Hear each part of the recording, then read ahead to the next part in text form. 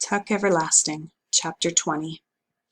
Winnie was standing with her cheek pressed into Tuck's chest, her arms flung tight around him. She trembled, and kept her eyes squeezed shut. She could feel Tuck's breath come and go in little gasps. It was very quiet. The Tree Gap constable knelt over the sprawled body of the man in the yellow suit. And then he said, "He ain't dead. Leastways, not yet." Winifred opened her eyes a crack. She could see the shotgun lying on the grass where May had dropped it. She could see May's hands, too, hanging limp, clutching, then hanging limp again. The sun was scorching hot, and near her ear a gnat whined. The constable stood up. "What did you hit him for?" he wheezed resentfully. "He was taking the child away," said May. Her voice was dull and exhausted. He was taking the child against her will. And at this the constable exploded. "Dig dang it, woman, what are you trying to say? Taking that child against her will. That's what you done. You kidnapped that child." Winnie let go of Tuck's waist and turned around. Her trembling had stopped. "They didn't kidnap me," she said. "I came because I wanted to." Behind her, Tuck drew his breath in sharply. "You wanted to?" echoed the constable, his eyes wide with disbelief. "You wanted to?" "That's right," said Winnie unflinchingly. "They're my friends."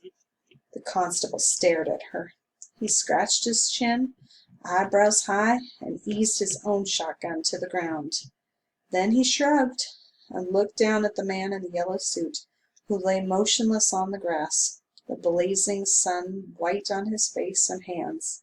His eyes were closed now, but except for that, he looked more than ever like a marionette flung carelessly into a corner, arms and legs every which way, mist-tangled strings. The one glance she gave him fixed his appearance forever in Winnie's mind. She turned her eyes away quickly, looking to Tuck for relief. But Tuck was not looking back at her. Instead, he was gazing at the body on the ground, leaning forward slightly, his brows drawn down, his mouth a little open. It was as if he were entranced, and yes, envious, like a starving man looking through a window at a banquet. Winnie could not bear to see him like that. She reached out a hand and touched him, and it broke the spell. He blinked and took her hand, squeezing it. "Well, anyway," said the constable at last, turning businesslike, "I got to take charge here. Get this feller into the house before he fries. I'm telling you now, if he don't make it, you're in a pickle, you people. Now here's what we'll do. You," he said, pointing at May, "you got to come with me, you and the little girl. You got to be locked up right away. And the little girl, I gotta get her home. The rest of you, you stay here with him. Look after him.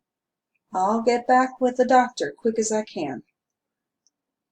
Should have brought a deputy, but I didn't expect nothing like this to happen.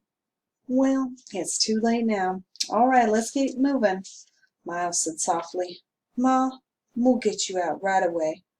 "Sure, Ma," said Jessie. "Don't worry about me none," said May in the same exhausted voice. "I'll make out." "Make out!" exclaimed the constable. "You people beat all. If this feller dies, you'll get the gallows. That's what you'll get. And if that's what you mean by make out—" Tuck's face crumpled. "The gallows?" he whispered. "Hanging?" "That's it," said the constable. "That's the law. Now, let's get going." Miles and Jessie lifted the man in the yellow suit and carried him carefully into the house. But Tuck stood staring, and Winnie could guess what he was thinking. The constable swung her up on to his horse and directed May to her own saddle. But Winnie kept her eyes on Tuck. His face was very pale, the creases deeper than ever, and his eyes looked blank and sullen. She heard him whisper again, "The gallows." And then Winnie said something she had never said before. But the words were words she had sometimes heard and often longed to hear. They sounded strange on her own lips and made her sit up straighter. "Mr. Tuck," she said, "don't worry. Everything's going to be all right." The constable glanced heavenward and shook his head. Then, clutching his shotgun, he climbed up behind Winnie and turned the horse toward the path. "You first," he barked at May. "I got to keep an eye on you. And as for you," he added grimly, speaking to Tuck, "you better hope that feller don't die on you. I'll be back as soon as I can." "Everything will be all right," Tuck repeated slowly. May slumped on the back of the fat old horse, did not respond. But Winnie leaned round the constable and looked back at Tuck. "You'll see," she said. And then she faced forward, sitting very straight. She was going home.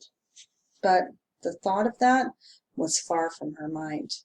She watched the rump of the horse ahead, the swish of coarse, dusty hairs as he moved his tail, and she watched the swaying, sagging back of the woman who rode him.